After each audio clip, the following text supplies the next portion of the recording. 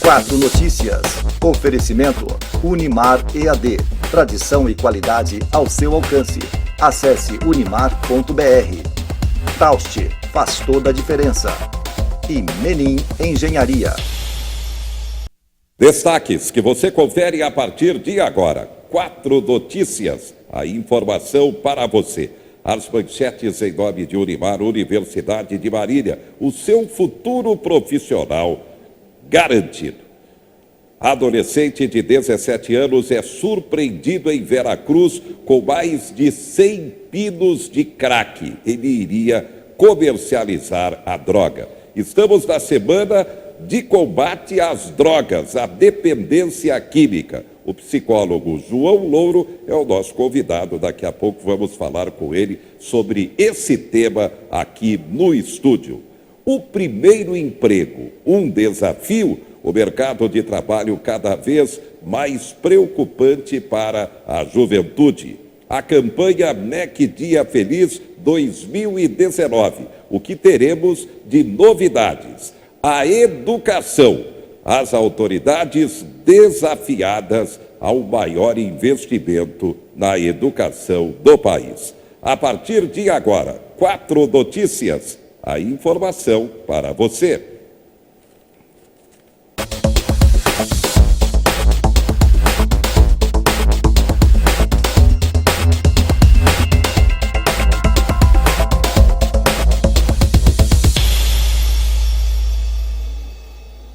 Um adolescente de 17 anos foi apreendido em Veracruz pela Polícia Militar. Ele estava comercializando crack, estava de posse de 125 pinos de crack. Você vê aí na foto que foi preparada pela Polícia Militar exatamente para que haja a divulgação de como a dependência química é cada vez mais preocupante na atualidade. O menor diz que veio a Marília, no conjunto de apartamentos da CDHU, comprou a droga por R$500 e foi a Veracruz para revender toda essa produção. Bem, o tráfico de drogas é cada vez maior em Marília, na região. Essa é uma situação de Brasil. Estamos na Semana Nacional e Internacional de Combate às Drogas. O nosso convidado especial, o psicólogo João Louro, que vai falar com a gente sobre esse tema aqui no estúdio. Doutor João Louro, boa noite. Boa noite, Zé Henrique, boa noite a todos. Eu agradeço a oportunidade, mais uma vez, de estar aqui com o amigo Zé Henrique, nesse tema que a gente tem falado muito tempo aqui, vários meses a gente tem debatido sobre isso. Vai ser as datas, e a problemática ainda continua grande. Bem, a dependência química, o tráfico é cada vez maior porque o consumo não para de crescer. Para um profissional com a experiência do senhor na tentativa de recuperação de dependentes, que comentário fazer, doutor João? Principalmente porque as famílias estão desarticuladas, José Henrique? Hoje nós temos uma dificuldade grande, a instituição família foi desestruturada. A informação, o acesso à informação, a agilidade com esses meios que os jovens hoje têm, não saber lidar com sentimentos, não saber lidar com episódios da própria vida, então faz com que ele entorpeça, ou ele engane a ele mesmo, com o uso de qualquer entorpecente. Bem, a procura pelos profissionais tem aumentado também, inclusive dificuldades. Vaga pública na tentativa de recuperação dos dependentes? Sim, tem aumentado, a gente tem percebido esse aumento. Eu trabalho muito com a parte ambulatorial. A vaga pública, a demanda é muito grande, então hoje você tem o CAPS e ele tem uma demanda grande para atender e às vezes fica difícil dar conta de toda a demanda que tem. Então existe uma demanda reprimida nesses sistemas ambulatoriais e que dificulta então ainda um pouco mais esse combate à droga, o trabalho ao dependente químico. É claro que cada caso é um caso. Agora, no coletivo, a recuperação dos dependentes. Que comentário fazer, doutor João? Nós ficamos em torno de 20% no máximo na recuperação da dependência química, né? Mas eu imputo uma coisa muito importante, que é o envolvimento da família no tratamento, né? Enquanto não houver a efetivação dessa estrutura familiar no tratamento, só o dependente químico, você trabalhar só com o dependente químico, é uma ida e vinda de recaídas quase que frequente. Né? Então você fica com esse indivíduo durante um período e ele volta para um ambiente, para um local doente. Certamente ele vai apresentar recaída em pouco tempo. Geralmente, a porta de entrada é a bebida alcoólica? Não tenha dúvida nenhuma. A bebida alcoólica é a porta de entrada, porque uma vez tendo esse acesso do álcool, ele tem a disponibilidade do uso, né, a facilidade do uso. O álcool, ele entorpece os controles sociais, né, vai entorpecer o controle social e ele não leva mais em consideração aquilo que ele está tentando fazer no não uso. Então, sem dúvida nenhuma, o álcool, ele é. Eu digo para vocês, Henrique, e a todos que estão ouvindo hoje, a dificuldade de tratar o alcoolismo é muito grande. Eu acredito que é mais difícil você tratar o dependente do álcool do que você tratar o próprio dependente do crack. Descriminalização da maconha. O assunto ficou para ser votado pelo Supremo no mês de novembro. Estamos preparados para isso? O que na prática seria isso, doutor João? Eu não acredito que estamos preparados, né? Uma vez que você autoriza o uso, né? Quando você legaliza o uso, você pode usar a fins medicinais, né? Quando você libera o uso, aí a coisa se complica, exemplo do que nós vemos hoje no Uruguai, né? E a demanda de casos crescentes de agressões e casos crescentes de problemas que a própria saúde pública não consegue controlar. Uma vez que o governo estabelece uma liberação da maconha, ele deveria plantar e distribuir. E ele não vai fazer isso porque ele não dá conta sequer do álcool. Então é muito difícil você entender que nós estamos preparados para enfrentar um quadro desse. Os Estados Unidos, que é um país de primeiro mundo, nas suas dificuldades também eles têm, e é grande. E imagine a gente com nossos recursos tão limitados na compreensão, no tratamento.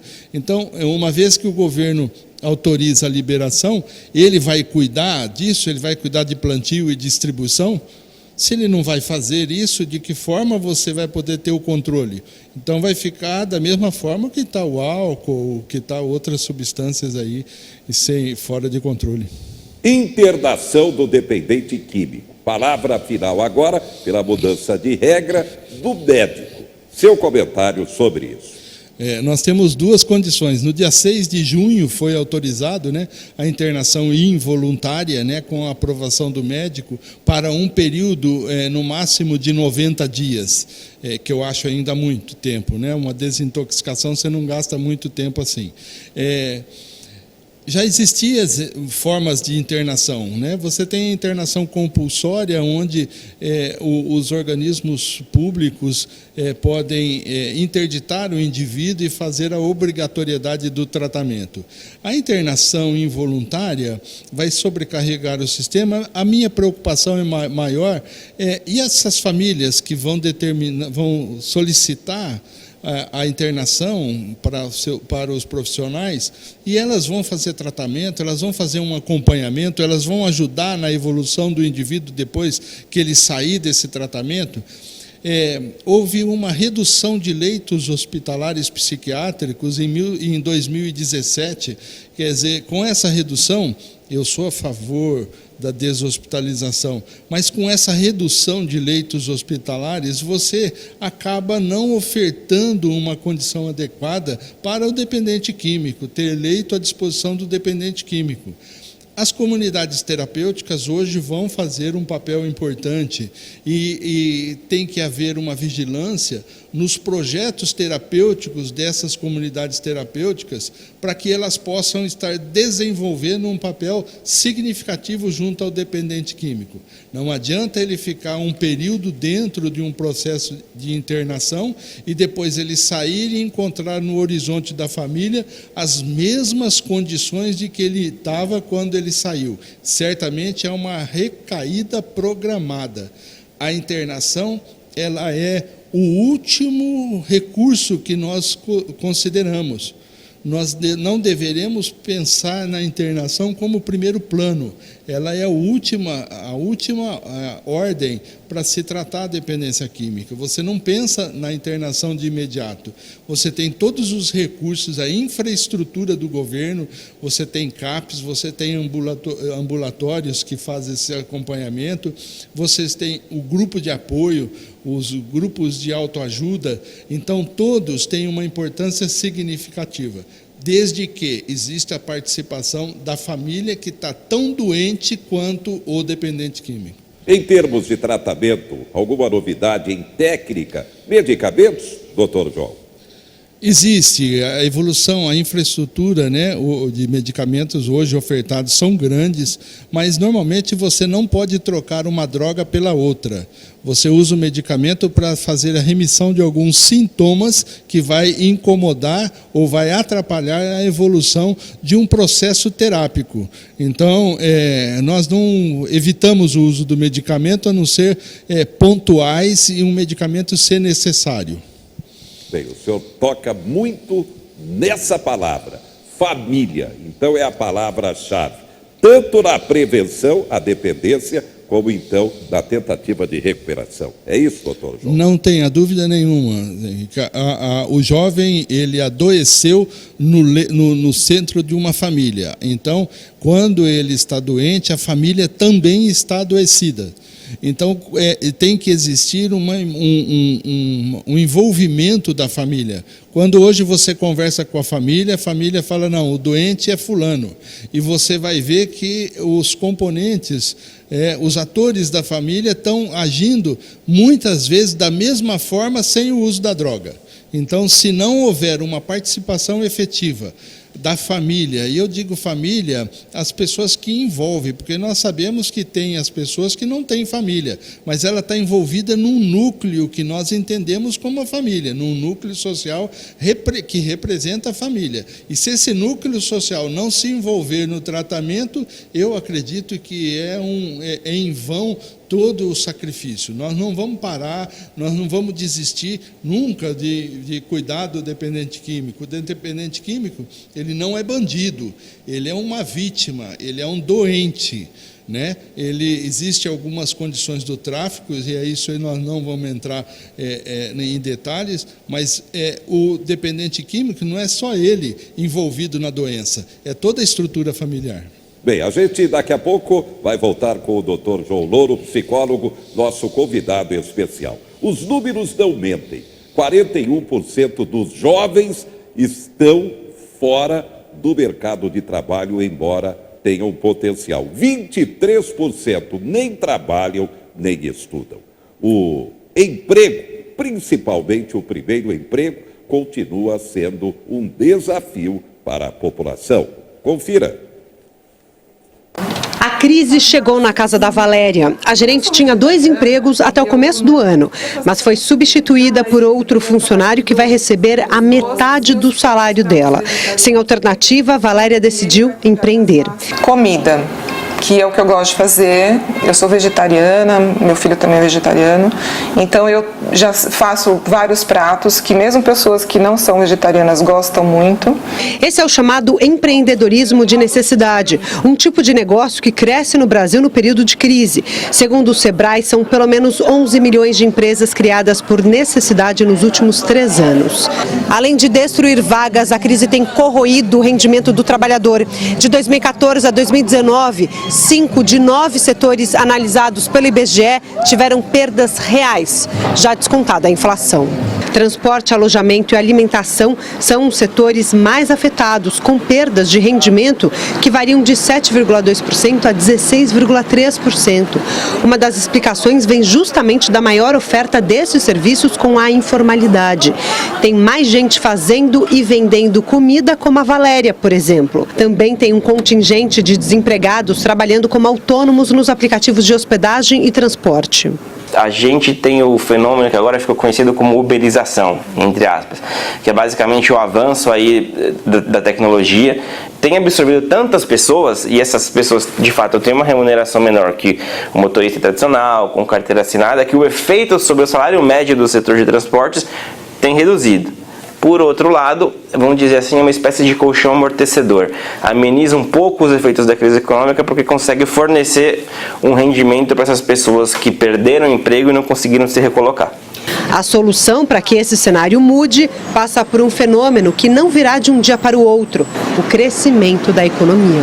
É fornecer possibilidade para que as empresas contratem mais, para que haja uma maior concorrência na disputa por trabalhadores. Hoje o que existe não é disputa por trabalhadores, é disputa dos trabalhadores por vagas, entendeu? Porque você tem um grande contingente de desempregados, isso tende a forçar os salários para baixo.